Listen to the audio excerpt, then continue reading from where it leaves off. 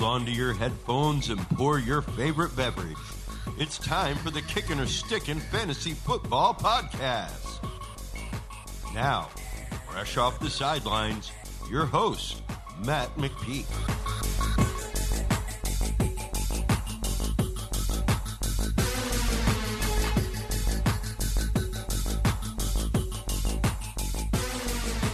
Fantasy freaks and geeks, what is up? This is the Kickin or Stickin Fantasy Football Podcast.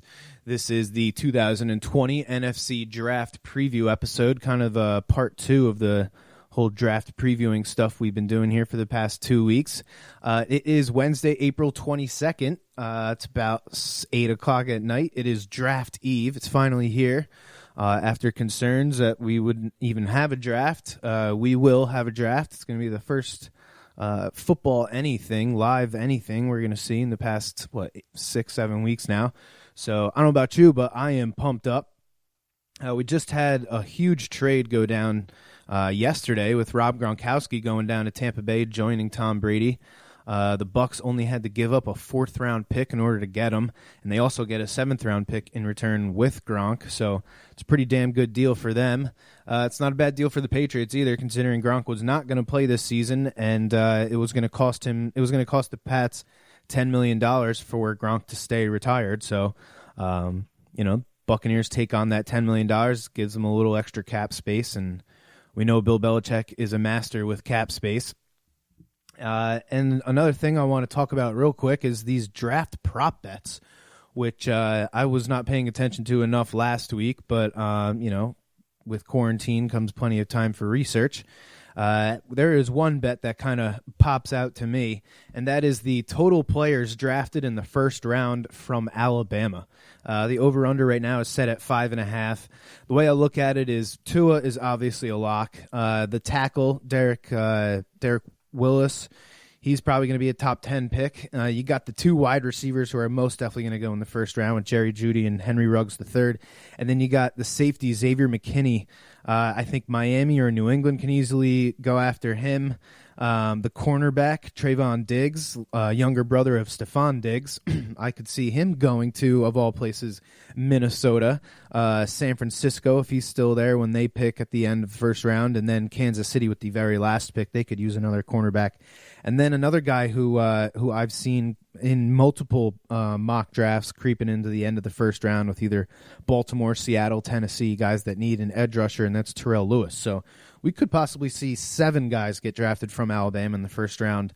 So I'm going to take that as one of the bets I take. I haven't really spent as much time as I'd like to going through some of the other props for the draft, but that's one I like. And if you guys are playing, if you can do the FanDuel Sportsbook in whatever state you're in, that's one you should consider for sure. All right, so tonight we're going to go through all 16 of the NFC teams. We're going to start with the NFC East, start with the Washington Redskins, who are picking number 2. They have 7 picks total. They need to hit on their first-round pick because they don't have a second-rounder after they traded it last year to move up to get Montez Sweat. Everyone and their mother is saying the Redskins should take Chase Young and pair him with Sweat to make setting the edge for offenses very difficult while playing the Redskins in 2020. The Redskins are one of 3 teams in the NFC East with a new head coach in Ron Rivera, and their GM job seems to be kind of up in the air as well. They currently have no GM. But according to a lot of the insiders, Kyle Smith, he's the vice president of player personnel right now. He's kind of the man in line to take that job. But we will see what happens after the draft. Maybe we have another Bill Belichick with the Patriots or Bill O'Brien with the Texans situation where the head coach is pretty much the GM as well. Team needs, as you'll hear for each team, they are from NFL.com, so don't yell at me if you don't like these needs. For the Redskins, we got offensive line, tight end, wide receiver, corner, and edge rusher. So the Redskins franchise tagged their guard, Brandon Sheriff, and they signed another guard, Wes Schweitzer. But the Trent Williams situation has still yet to be resolved.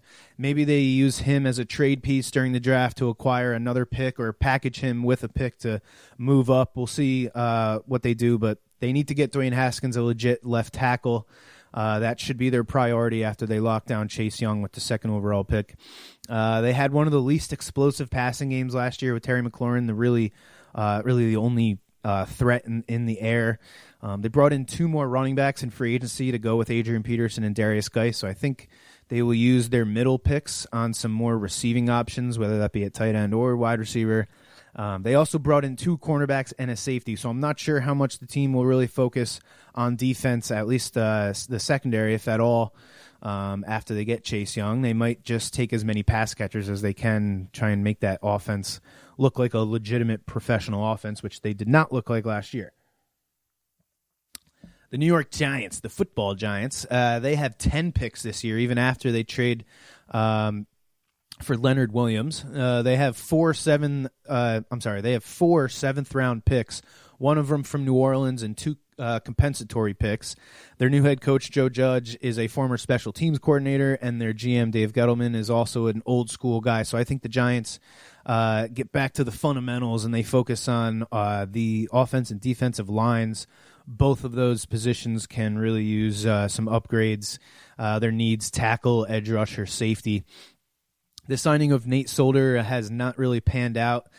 He just has not really been the top left tackle that the Giants thought they were getting when they signed him 2 years ago, and Eric Flowers was a failure at both tackle spots. So I'd be willing to bet the Giants use their fourth overall pick on a tackle and maybe even get another one at 36 overall. They could use another pass rusher as well with the newly signed Kyle Fackrell only agreeing to a 1-year deal. And with the veteran Antoine Bethea still a free agent, they need another safety to play opposite Jabril Peppers. So I think NFL Network hit the nail right on the head with those three spots. The Cowboys. The Dallas Cowboys, they have 7 picks this year, including a 5th-round compensatory pick instead of a 6th-rounder, so slightly better draft capital there. The free agency was not very good to them, especially on defense. They lost Byron Jones, Robert Quinn, Jeff Heath, Malik Collins, but they did fill a few of those spots with HaHa Clinton-Dix and Gerald McCoy. They've also lost their slot receiver each of the past 2 years, with Cole Beasley leaving last year and Randall Cobb leaving this offseason. Their needs: another edge rusher, cornerback, offensive line, wide receiver, safety. They signed Aldon Smith to a cheap deal to replace Robert Quinn, but that signing is more of a shot in the dark to me. If he comes back and he can contribute in any way, then great. But I think they draft their long-term, rusher to go along with Demarcus Lawrence and another cornerback to replace Byron Jones, who played great last year, and he earned every penny that he got from Miami, which was a big deal. I think it was $40 million something. The retirement of Travis Frederick relieves a huge hole in the middle of the offensive line, which had been one of the best offensive lines in football for the past few years, but they've slowly been declining over the past season or two. So I think they go after an offensive lineman at some point. And then Jason Witten and Randall Cobb's departure leaves a pass-catching void in the middle of the field. So I think the Cowboys try and get one of the many wide receivers that are apparently going to be available in the draft, but maybe one of these slot-type receivers, then not necessarily a traditional outside receiver. They did just give $100 million to Amari Cooper, and they drafted Michael Gallup 2 years ago. So hopefully he still, hopefully for the Cowboy fans out there, he still has a lot to prove. And then finally, in the NFC East, we got the Philadelphia Eagles, who I think are in the best position of all the teams. In the East, the Eagles have 8 picks this year, 3 of which are in the first 4 rounds. They have the only returning head coach in the division and a team that is not too far from the Super Bowl team that won 2 years ago. They got their asses kicked by the injury bug last year, and if they can get some depth at wide receiver and defensive back, I think they will easily contend for the division in 2020. Like I said, their team needs wide receiver, corner, safety, offensive line, and linebacker. The Eagles' top 3 pass catchers in receiving yards last season were their 2 tight ends and the rookie Miles Sanders. They only got 10 games out of Alshon Jeffrey and Nelson Aguilar, who took a 1-year deal to go to the Raiders. They only got 3 games out of Deshaun Jackson, and the only wide receiver to play in all 16 games for the Philadelphia Eagles was J.J. Arcega-Whiteside, who caught only 10 passes for 170 yards in 16 games. So they desperately need some more depth at wide receiver. Whiteside and Matt Collins were both second-round picks, but neither has really showed that they can be counted on as a legit number 1 wide receiver. So I think of all the teams in the middle of the first round that need a wide receiver, I think the Eagles are in good position to get one at 21 overall. But if they really want to get one of those top 2 or 3 guys, I think they're going to have to trade up to somewhere in the early teens, whether that's with the Raiders or the Jets or the 49ers, which coincidentally, all 3 of those teams also need a wide receiver, so it might be pretty difficult. They might have to pay up for it. So that is honestly the thing I'm looking forward to the most in this draft is what's going to happen between picks 10 and 15 as far as the wide receiver position goes.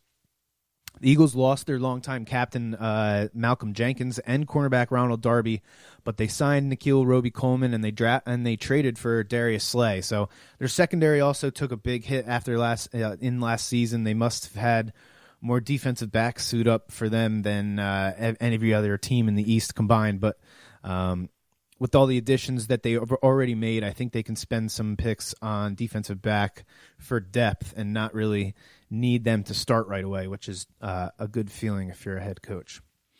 All right, moving over to the West, the NFC West. We got the Arizona Cardinals. They only have 6 picks total and only 2 in the top 100 after they traded their second-round pick for DeAndre Hopkins. Not a bad deal at all.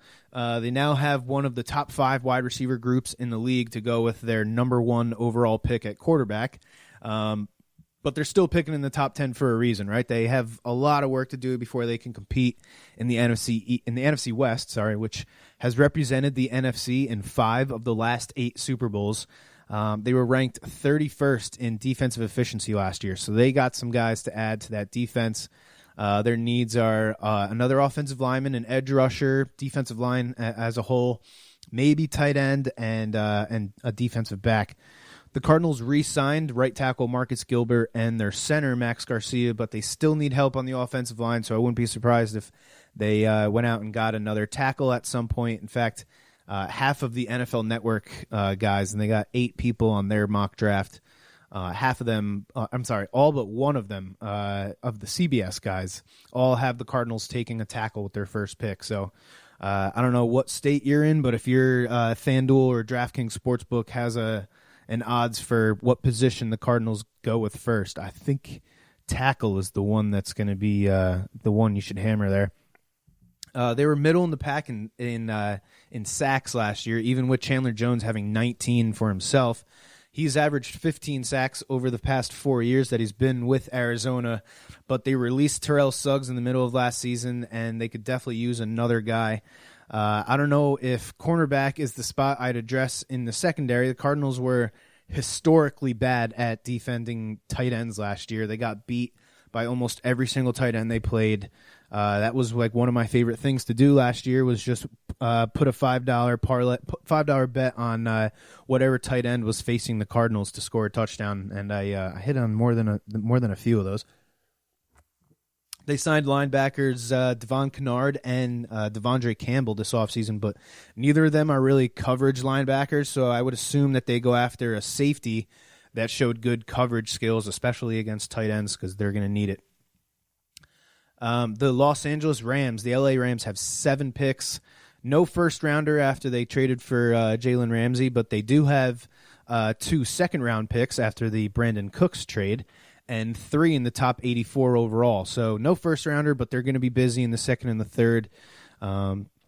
Really not a bad spot for a team that has no first-round pick. They'll still be able to get some good players in the second and third rounds. Their needs, edge rusher, linebacker, running back, defensive back, and wide receiver. The Rams lost about 40% of their sack production from last year when Dante Fowler left for Atlanta and Clay Matthews is still sitting on the market.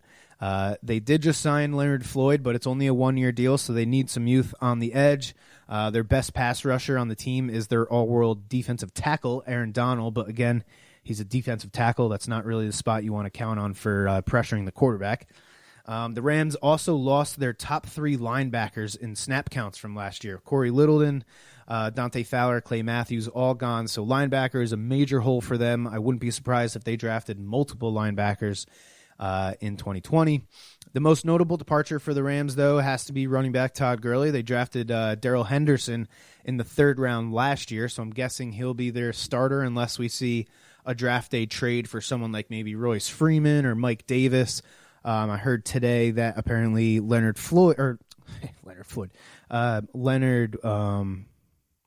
holy crap, why can't I think of his name? The running back down in Jacksonville, Leonard Fournette, is apparently on the trading block, so maybe we see the Rams go after him. It would have to be someone cheap, as far as the contract goes, considering how much they're still paying Todd Gurley. But hey, if you can get a starting running back for a 3rd round pick, that's a good deal. They could also use another wide receiver with Brandon Cooks now in Houston. However, the Rams did use their tight ends a lot more towards the end of the season last year, so maybe they're okay with Josh Reynolds as their number 3 wide receiver and really going more with these 2 tight end sets with Gerald Everett and Tyler Higbee. And then we got the Seattle Seahawks. They got 7 picks as well with 2 second rounders and 2 4th rounders. I think Seattle's offense will look different in 2020. Russell Wilson has said publicly that he wants to throw the ball more, and I think they've made a few moves this offseason to get more versatile. Apparently, they're also talking about putting DK Metcalf in the slot and kind of moving him around a little more than they did last year. It seems like the team is moving on from wide receivers, Jerron Brown and Malik Turner and Josh Gordon. They've signed Philip Dorsett to fill one of those spots. Plus, at tight end, they signed Greg Olsen, and they put a 2nd-round tender on Jacob Hollister, which now gives them 3 good tight ends. And with Brian Schottenheimer, who loves to run the ball, I can attest to this as a Jets fan when he was with Rex Ryan in the early 2010s, if that's what we call that decade. He's still the offensive coordinator in Seattle, and if there's one team, in my opinion, that can adopt some of what Baltimore did last year into their offense and be successful at it, it's the Seattle Seahawks. Their team needs edge rusher, offensive lineman, defensive line, safety, and running back. So the Seahawks have not re-signed Jadeveon Clowney or Ziggy Ansah, and Quentin Jefferson also left for Buffalo. So the only team with less sacks last year was the Dolphins, so that may be why they haven't really signed any of those guys back. But either way, they need to pick up some defensive ends or outside linebackers. They got to do something because right now they have no one on the roster to rush the passer. They signed Benson Mayowa to a 1-year deal, but I wouldn't be surprised if they use both of their 2nd-round picks on pass rushers.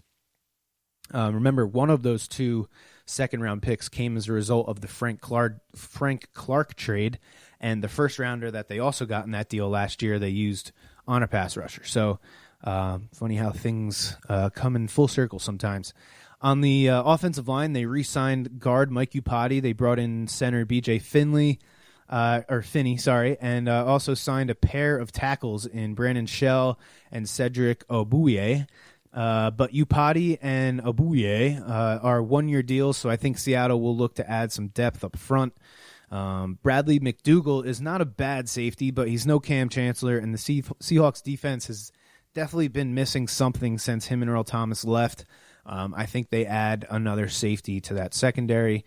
It's weird to think that they might need another running back. After 2 years ago, they had one of the best 3-headed monsters in the league, if not the best, when Mike Davis was still on the team. But Rashad Penny is coming off of an ACL tear, and Chris Carson fractured his hip in Week 16 and is also going into a contract year. But Travis Homer played pretty well in Week 17 against the 49ers, which was one of the best run defenses in the league. He had over 6 yards per touch on his 10 carries, and he caught all 5 of his targets. So they may just roll with the 3 guys, and with Travis Homer as their number 3 guys, they may take another running back. I don't know. We're going to have to wait and see.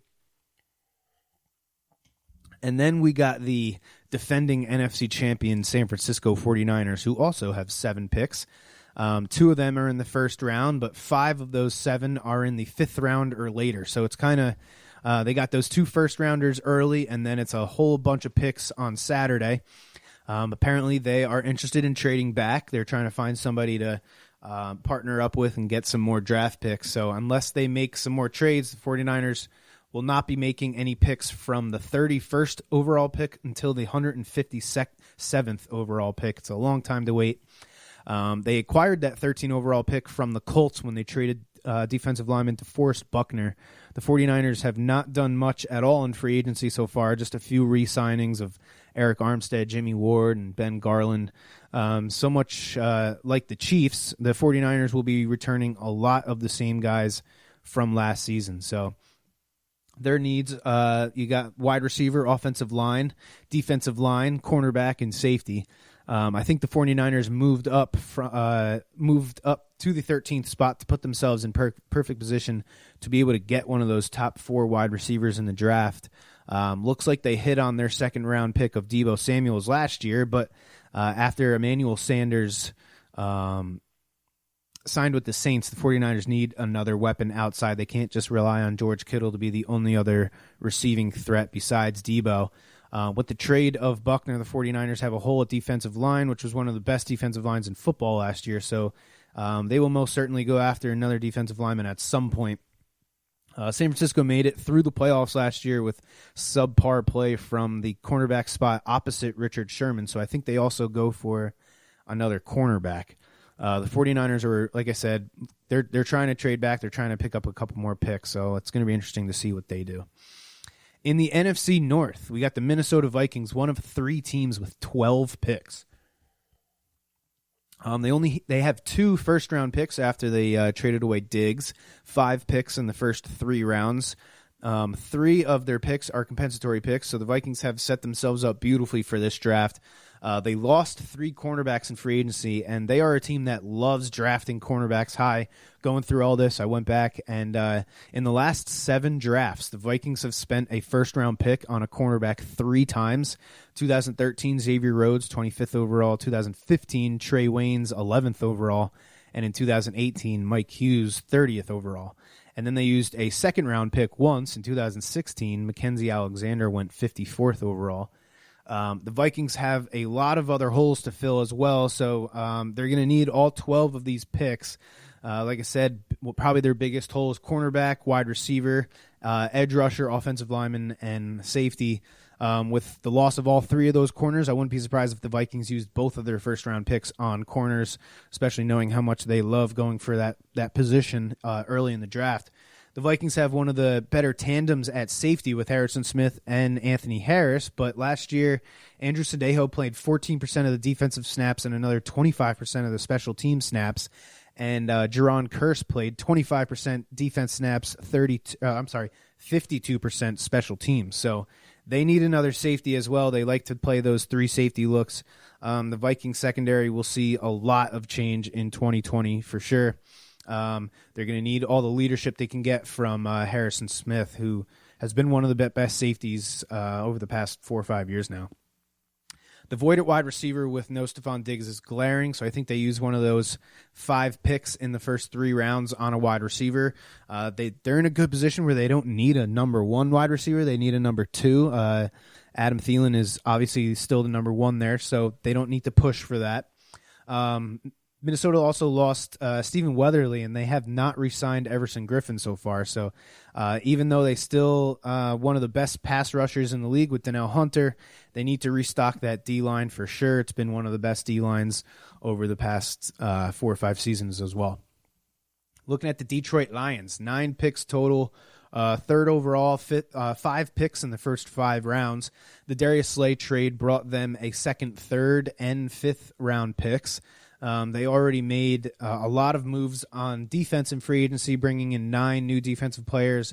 They added their number 3 wide receiver in Geronimo Allison as well. So the Lions are in good position to draft based off of best player available rather than filling needs, which kind of forces you to maybe reach on some guys. So their team needs another corner, defensive line, offensive line, running back, and wide receiver. Darryl Roberts and Desmond Trufant were 2 cornerbacks added in free agency, but Roberts is on a 1-year deal, and Desmond Trufant will be 30 by the time the season starts. So they need some youth in the secondary. The Lions were tied with the Falcons and the Seahawks with the second fewest sacks last year.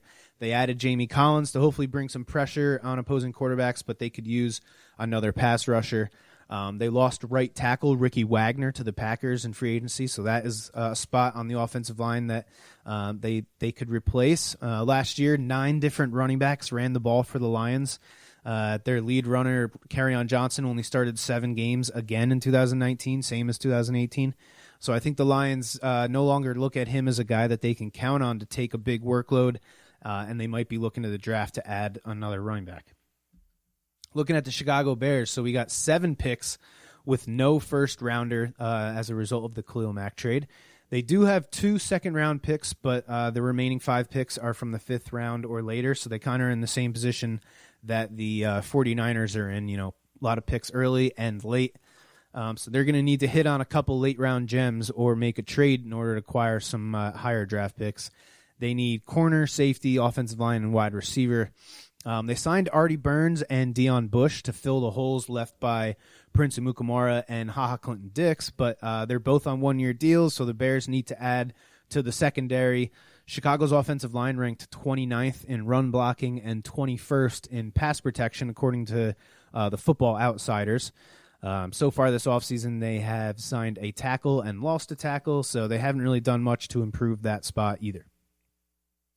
The Green Bay Packers, they got 10 picks with 3 in the first 6 rounds and 2 in the 7th round. So over the past 2 years, the Packers have made a bunch of moves to gain those extra late. I'm sorry, I read that wrong. They have 10 picks total, and they have 3 6th-rounders and 2 7th-rounders. So they got a lot of picks late.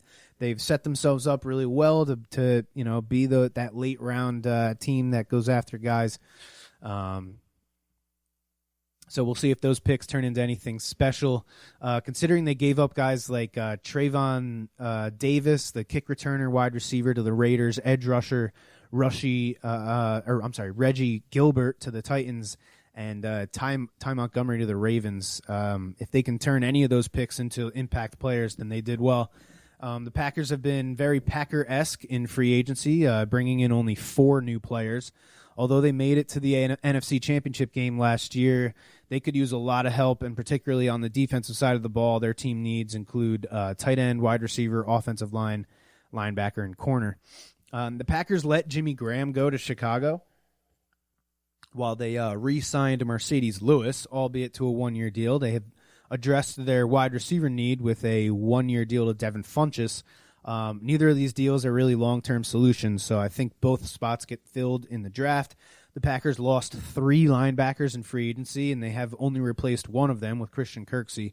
So you can bet your ass they're going to be taking a linebacker or 2 in this draft. And finally, we got the NFC South. So starting with the Carolina Panthers, they have all 7 of their picks, plus a 5th-rounder that they got when they traded Kyle Allen to Washington. They will pick in the 7th hole of each round, and boy, do they have some work to do. The Panthers' run defense was atrocious last year, plus they lost probably 2 of their best defensive linemen to the Cowboys in free agency. On top of Greg Olsen leaving and Cam Newton leaving, they also lost Luke Kuechly. So Carolina has a couple tough years ahead of them while they rebuild this team. Defensive line, corner, edge, offensive line, linebacker are all team needs. The Panthers are reportedly going to run a base 4-3 with the new head coach there. So they need some depth at defensive tackle with McCoy and Dontari Poe both gone. They also need some help at pass rusher with all their outside linebackers from last year, Mario Addison and Bruce Irving, both leaving in free agency as well. Luke Kuechly's retirement leaves a hole at middle linebacker. James Bradbury and Eric Reed's departures leave significant holes in the secondary, so they just have holes all over the defense. I would not be surprised if they pretty much spend the entire drafting defense. Looking at the Falcons, the Falcons have 6 picks. They have a pair of 4th-rounders and no 5th or 6th-round picks. They also should be extremely focused on defense in this draft. They traded for Hayden Hurst to replace Austin Hooper at tight end. They brought in Laquan Treadwell to replace Mo Sanu at wide receiver. and they gave a 1-year deal to Todd Gurley to replace Devontae Freeman at running back. So they should be just fine on offense. They need defensive back, linebacker, edge rusher, and maybe some offensive line depth. Atlanta lost Desmond Trufant to Detroit, and they have not re-signed 3 of the safeties from last year, so they will need some help in the secondary. Even with Keanu O'Neal returning from 2 straight season-ending injuries. They also lost Vic Beasley and Devondre Campbell, and Dante Fowler can only fill one of those 2 spots, so you know they're going to be adding a pass rusher at some point. Looking at the Saints, only 5 picks this year, but they're tied with the Chiefs for the fewest amount of picks, but they don't really have all that many holes. They lost Von Bell, but they signed Malcolm Jenkins, so that to me is a upgrade. They also added Emmanuel Sanders to give them a legit number 2 wide receiver for the first time since Michael Thomas was on this team. Everyone's all talks about the Buccaneers in the NFC South, as they should be. They should be a lot better, but I'm still putting my money on Drew Brees and the Saints to take the NFC South. They really don't have many holes, and when you're in that kind of position, you can really draft based off of best position, best player available, not off of need. A.J. Klein had the second highest snap count among linebackers, and he left for Buffalo. Plus, all 3 of their outside linebackers are under contract right now for only 1 more year. So I think that's where they look to fill early as they go after linebackers. With Drew Brees re-signing and Taysom Hill getting a first-round tender, they're set at quarterback, and they re-signed Andrews Pete, which also kind of solidified the offensive line for the next couple of years. Out of the 9 linemen that are currently under contract with the Saints, only one of them is playing the final year of his deal in 2020. So they are in good position for sure. And last but not least, we got the Tampa Bay Buccaneers, who have been very busy. The Bucs have 7 picks in this draft, and they still have a pick in the 4th round after they traded their number 139 overall pick for Gronk yesterday. They pick right in the middle of every round, and apparently they are trying to trade up from 14th overall to get a tackle for Tom Brady. There also talks of them shopping around O.J. Howard even before the Gronk trade, but now that Gronk's on the team, you got to figure they are going to be looking to make a deal for O.J. Howard even more so now. We all know about the talent that they have on offense with Evans, Godwin, Cam Brate, and now Gronk. Excuse me. But they also have a good pair of running backs with Ronald Jones on 1st and 2nd down and Dario Gumbawale on 3rd down. And to me, the biggest surprise, the defense was really not bad at all last year. They were tied for 7th in sacks. They were 8th in defensive efficiency and points allowed. They allowed the fewest rushing yards per game, and that was with one of the youngest secondaries in the league, with 4 defensive backs that played over 50% of the snaps last year that were drafted in the past 2 years. So very young defense there, and they were still pretty good, so they can only get better. Their team needs offensive tackle, running back, defensive line, quarterback, I guess, and safety. As I mentioned, the Bucs are in talks with teams to try and move up to get a tackle, but even if they don't move up, they should still be in pretty good position to get the 4th or 5th best tackle in the draft, depending on what teams like the Giants, Cardinals, Browns, and Jets do, and any other team that might be also trying to trade up to get a tackle. Ronald Jones showed glimpses last year of being an every down back, but he just wasn't all that great in pass protection, and there's no way he sees the same amount of touches as he did last year if he doesn't have the trust of Brady and Bruce Arians in pass protection. Agumbawale showed that he can play on 3rd down, but the Bucs might just take another running back that they know can contribute in the passing game as not only a pass catcher, but as a blocker. And Ndamukong Suh re-signed on a 1-year deal, and Vita Vea has not really shown the ability to stay healthy. So the Bucs could use a young defensive lineman in the middle if this year goes past and Ndamukong Suh decides to leave, and maybe Vita Vea is looking at another injury. Hopefully not. The Bucs have obviously put the now ahead of the future by signing Tom Brady. So if there is a quarterback that Arians likes left in the draft late, I can see him, going and grabbing him and sitting him behind Brady for the next year or two, and learning behind one of the best of all times. So I am burping, my voice is cracking, my voice is getting dry as hail, and we're at the 33-minute mark here. So I'm going to have to end this. I am very excited about the draft. I hope you are too. So thank you for tuning in.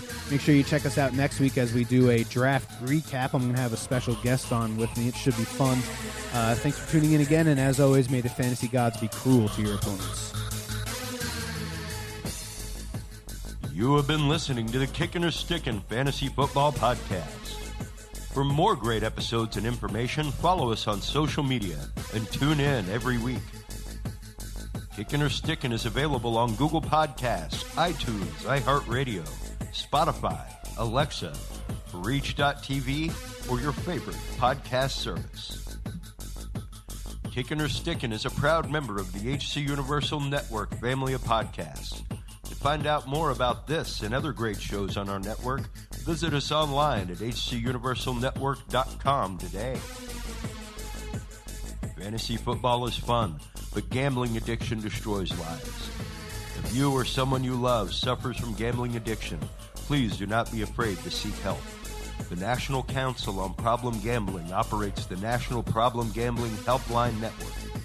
Contact them today at 1-800-522-4700. Thank you for tuning in to the Kickin' or Stickin' Fantasy Football Podcast. Please remember to play responsibly and always look for your man downfield.